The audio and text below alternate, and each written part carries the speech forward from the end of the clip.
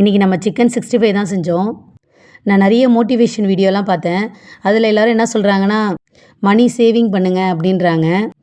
Save பண்ணுற அளவுக்கு வருமானம் வந்துச்சுன்னா கண்டிப்பாக எல்லோரும் சேவிங்ஸில் தான் இருப்பாங்க. ஒரு ஹியூமன் பீயிங்னு எடுத்துக்கிட்டிங்கன்னா, ஒரு வீடு கட்டணும், தான் குழந்தைங்கள இப்போ நல்லா படிக்க வைக்கணும், ஒய்ஃபுக்கு வேணுங்கிறத செய்யணும் அப்படி தான் ஆசைப்படுவாங்க. இது ஆடம்பர செலவு கிடையாது, இது நார்மல் செலவு. முன்னேறினவங்கலாம் பார்த்திங்கன்னா திறமையை வச்சு முன்னேறியிருக்காங்க அப்படின்னு பாதி பேர் சொல்லுவாங்க. ஹார்ட் ஒர்க்னால நான் முன்னேறியிருக்கேன் அப்படின்னு சொல்லுவாங்க. இது எல்லாத்த விடையும் முக்கியமான ஒன்று, மணி விஷயத்தில் அவங்க கரெக்டாக இருந்திருப்பாங்க.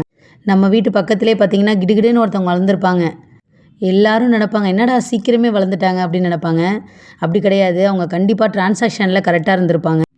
இன்றைக்கி அமௌண்ட்டு தரேன்னா அந்த அமௌண்ட்டை கொடுத்துருவாங்க. அவங்க மட்டும்தான் வாழ்க்கையில் ரொம்ப சீக்கிரம் ஜெயிப்பாங்க. நம்ம ஸ்ட்ரீட்டில் இருக்கிறவங்களே கம்பேர் பண்ணி பாருங்கள். எல்லாருக்குமே ஒரு வாய்ப்பு கிடைக்கணும்.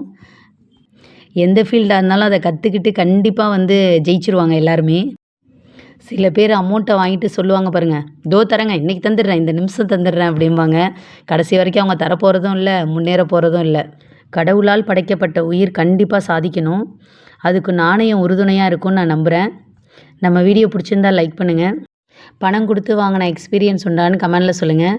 ஃபைனலி நம்ம 65 ரெடி பண்ணிட்டோம். தேங்க்யூ.